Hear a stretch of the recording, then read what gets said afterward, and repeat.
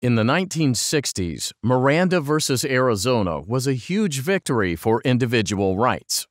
The case established a set of arrest procedures, including the famous right to remain silent that Americans now take for granted. Miranda was a consolidation of 4 cases. Ernesto Miranda confessed after questioning by Arizona police while he was in custody at a police station. Before confessing, Miranda wasn't advised of his right to counsel. At trial, his confession was admitted, and a jury convicted him of kidnapping and rape. The Supreme Court of Arizona affirmed Miranda's conviction. Like Miranda, defendants Michael Vignera and Carl Westover confessed to crimes after extensive custodial interrogations without being notified of their rights. Their convictions were affirmed.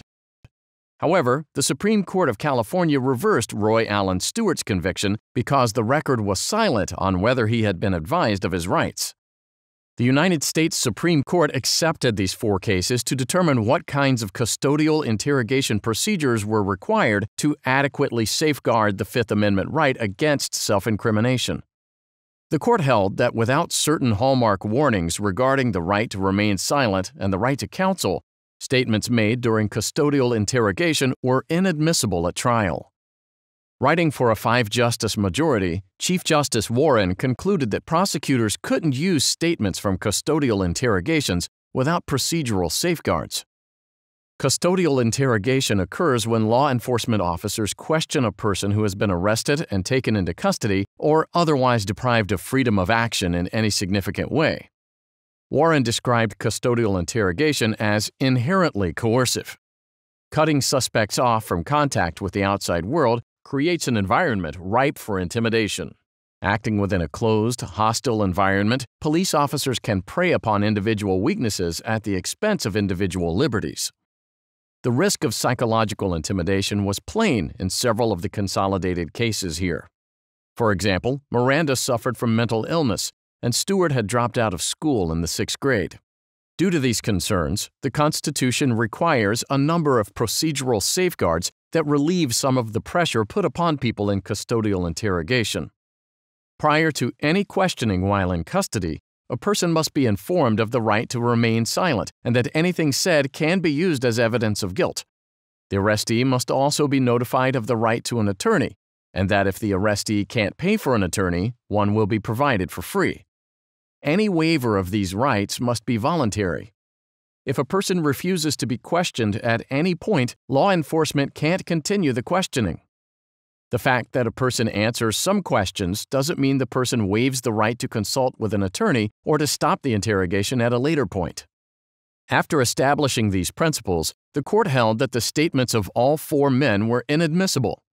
The court reversed the convictions of Miranda, Vignera, and Westover, and then affirmed the California Supreme Court's reversal of Stewart's conviction. Justice Clark dissented from the court's judgment as to the reversed convictions and concurred in the judgment on Stewart. Lacking empirical evidence on the impact of the court's procedural safeguards, Clark worried the majority had gone too far. Clark would have employed a totality of the circumstances test to evaluate whether each statement was voluntary. Justice Harlan, joined by Justices Stewart and White, dissented.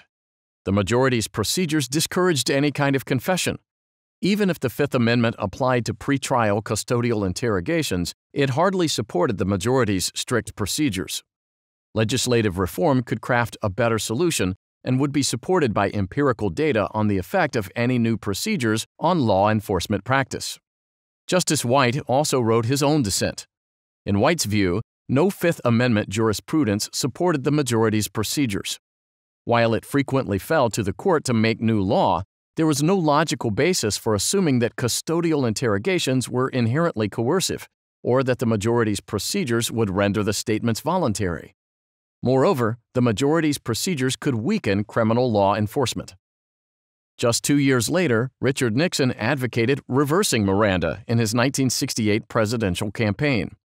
He supported Congress's passing of the Omnibus Crime Control and Safe Streets Act of 1968, which purported to abolish Miranda in the federal system.